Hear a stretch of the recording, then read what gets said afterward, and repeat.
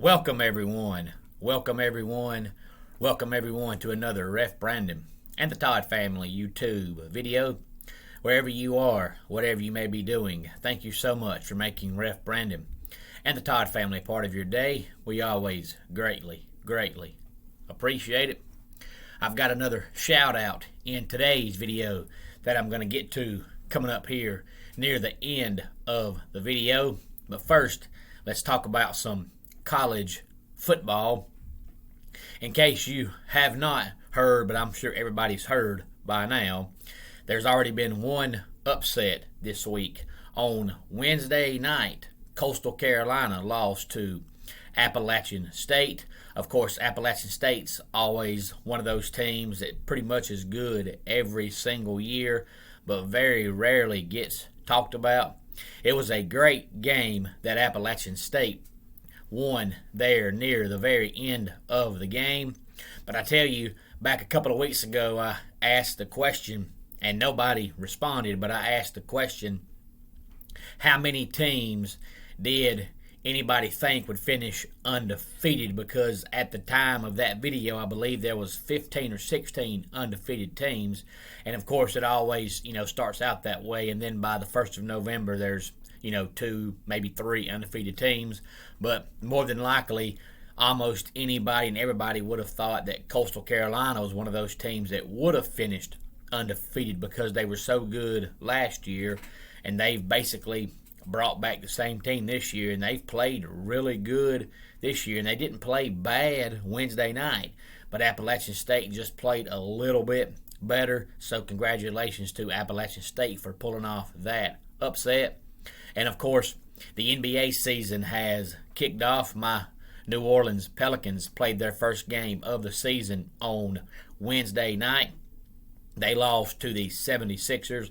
The game was tied at halftime, but they only scored, I believe, 17 points in the third quarter. But I bring that up because Zion Williamson is out injured, and the Pelicans have said they are now concerned with his weight issues. We know he's always been kind of a husky fellow, but he's now apparently over 300 pounds. So whenever he does get healthy from this injury, he's obviously going to have to get back in playing shape. If you recall, a long time ago, back when the Pelicans franchise was still the Hornets, they had this player out of college named Robert Traylor, and his nickname was Tractor. So they called him Robert Tractor Traylor, and that was his nickname because of how big he was. And he eventually got so big he just couldn't play anymore. So hopefully Zion won't head down that path. But he's always been overrated, and he's always been kind of big. So hopefully he'll be able to get back in playing shape when he recovers from the injury. Now, on to this weekend's games. Let me say that it was a struggle to find some games worth talking about this weekend. I mean, there's plenty of games on the docket, but there's just not a lot of good games on the docket. This may be the worst weekend of the season, at least up to this point, as far as just finding games on the schedule that are worth watching, that even catch your eye. Of course, the worst weekend of the year now, for the most part, is the weekend before rivalry weekend, which is, of course, the last week in November, because most teams now schedule some pancake of a team to play to get ready for their rival. So that's probably overall the weakest weekend of the year as far as games. But I would say this weekend is probably knocking on its door because there's just not a lot of good games. Tonight, we've got Middle Tennessee State, who, of course, their head coach, Rick Stockstill, was part of my top 10 countdown from this past Wednesday. They're in action going up against the UConn Huskies. And then we have the Memphis Tigers going up against the Central Florida Golden Knights. We have Colorado State at Utah State. And we have Washington at Arizona for all you West Coast late night people that like to stay up late on a Friday night, maybe you can catch some Pac-12 action with Washington going up against Arizona. And before we talk about tomorrow's game, speaking of the top 10 countdown, let me go ahead and say, if you're new to the channel, that I try my best to do a top 10 countdown each and every Wednesday here on the channel. Some of them are sports related and some of them are not sports related. So please scroll through the channel and find all the top 10 countdowns that I've done so far. And if you think you'd like to hear a top 10 countdown that has not been done yet, please feel free to let me know. I'm always up for suggestions, usually as long as it's sports based or music based. I try my best to cover it. I don't talk politics, but outside of that, usually if it's anything that's TV based or music based or sports based, if I have not done it yet, I will eventually at some point get to it. And then as far as tomorrow's games at noon, the only two games that in my opinion may be worth looking at is number 2 Cincinnati going up against Navy. And the only reason why I think that might be a game is because we all know Navy runs the triple option. So if they score, most of the time their possessions take 7 or 8 minutes, so they could easily use up half a quarter, if not more, with one possession. So if they could by some chance get a score on Cincinnati and then stop Cincinnati and then score again and get a lead in the second quarter, the way they keep the ball, it may be a competitive game. But the reverse of that is, since they keep the ball so long, they're not used to coming from behind. So if Cincinnati gets up big early, it's over with. And then we've got Northwestern at Michigan, only because Northwestern played Holinsky last week and their offense looked a lot better. So they may compete with Michigan. That's the only 2 noon games that to me are even remotely watchable. And then, of course, at 3:30, we've got Oklahoma State against Iowa State. Of course, Iowa State was a top 10 team according to the preseason rankings. They were another team that was extremely overrated, but beating the currently undefeated Oklahoma State Cowboys would get them going again. And we also have LSU going up against number 12 Ole Miss. And the only reason that game is intriguing to me is because of the fact, with Ed Orgeron now knowing after the season he'll no longer be their coach, will he actually, try hard and make his players try hard and compete? Or will he just completely give up and say, I just don't care? Because LSU has not attempted to play defense all year long, but they have at least had a pretty good offense up to this point. And another 3:30 game is Clemson going up against number 23 Pittsburgh. Of course, it is a ACC matchup. Clemson is in the Atlantic and Pittsburgh is in the Coastal. Of course, Clemson right now is not leading in the Atlantic because of that loss to NC State. But if they win out and NC State loses 2, they could still win their side of the ACC. And of course, we all know, and if you don't know, you should know, that Pittsburgh's quarterback, Kenny Pickett, is a Heisman candidate. Not saying he'll win it because it's Pittsburgh, so of course he's not going to get the recognition he deserves. But he's been a good player ever since he was a freshman, and it's bad that he's had to be in college for this long to finally start getting the credibility he deserves. So that should be a good game at 3:30 tomorrow. I believe Pittsburgh, when the point spread came out on Sunday, they were a 3-point favorite, and I have not looked since then because it does not matter, because so far up to this point, Clemson was favored in every game they played, and I said going into it that they were favored by way too much, and they were. So maybe being an underdog this week will actually benefit them. But it's the first time in a long time they have been an underdog in ACC play. But of course, that was on Sunday when I saw the point spread. So now it may have moved a little bit one way or the other. I have not looked because it does not matter to me.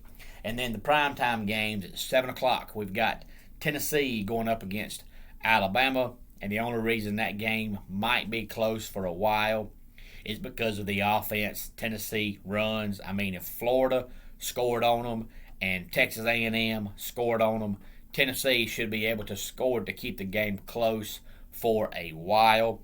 And then the other primetime game that really, to me, is intriguing because it means a lot to Cincinnati, and that is USC and Notre Dame, which, of course, they're rivals, even though they're nowhere near close to each other geographically. They play every year. The game usually comes down to the wire.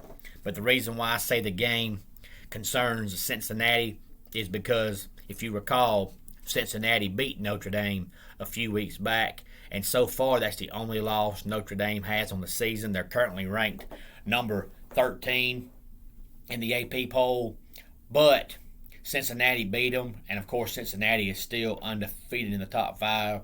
And if Cincinnati has any chance of making the playoffs, which I think the same thing happened last year is going to happen again. They're going to get shafted. They're going to get left out, which is wrong and it shouldn't happen, but it will happen. But if they have any chance at all of making the playoffs, they need Notre Dame to win out, because if Notre Dame finishes 11-1 and their only loss is to Cincinnati, then that's going to make Cincinnati look even more legit than they already are. But they got left out last year. I don't expect any different this year. The only way they'll get in is if Alabama loses again, which I still think they will, and Georgia will have to lose one or two, and Oklahoma will have to lose one or two. Ohio State's got to lose again. Penn State's got to lose again. If all that stuff happens, Cincinnati might get in. But outside of that, it's not going to happen. So it's unfortunate because for a lot of people, they actually don't want Cincinnati to get in because for whatever reason they can't watch them and tell that they're talented, which I don't understand how you can watch somebody and think they're not talented when they've got talent all over the field.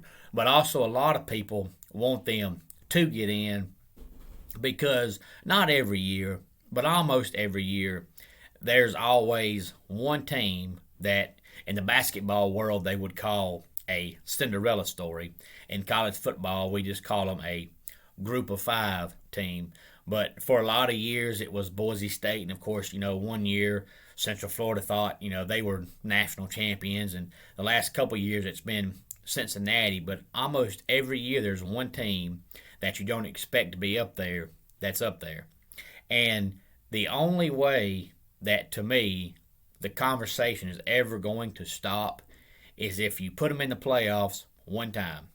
Because that way, if you put them in the playoffs and they win the national championship, then from that point on, then maybe the smaller teams, especially if Cincinnati does it again next year, will start getting credibility.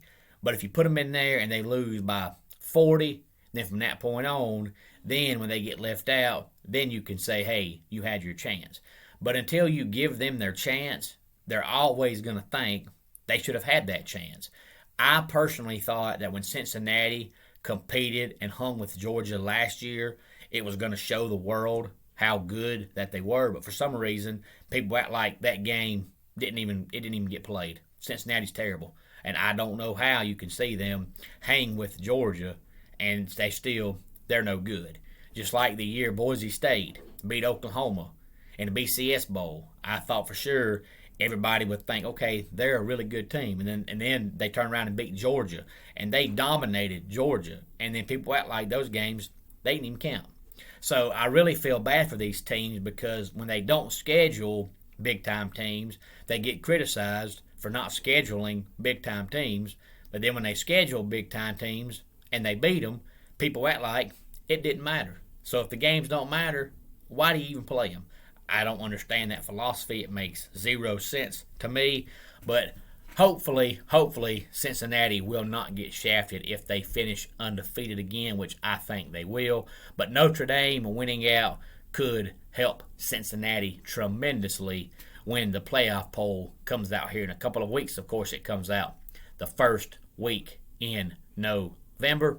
And for all you high school football fans, good luck to your high school team tonight if they play, unless you watch this video and your high school team plays my high school team tonight, and in that case, I hope you lose. let's go ahead and get my shout out in here. Today's shout out goes to Jeff, who lives out in Texas. He's a wrestling fan, and he also likes the Braves and Georgia Tech and the Falcons. So yes, he likes the Atlanta-based teams. And of course, we have my man Mike, who subscribed to the channel back not long after we started the channel back in March. And then of course we had Buddy subscribe to the channel one day, I think it was last week. So Jeff now makes the third Georgia Tech fan that has subscribed to the channel. Let's go ahead and get our dad joke of the day in here. I was in a job interview yesterday, and the interviewer asked me if I can perform under pressure. And I said no, but I can perform Bohemian Rhapsody. And that wraps it up for today's Ref Brandon and the Todd Family YouTube video. Until next time, it's Ref Brandon saying, just like in pro wrestling, life can be over by the count of 3. Tell your friends and family how much you love them. Bye.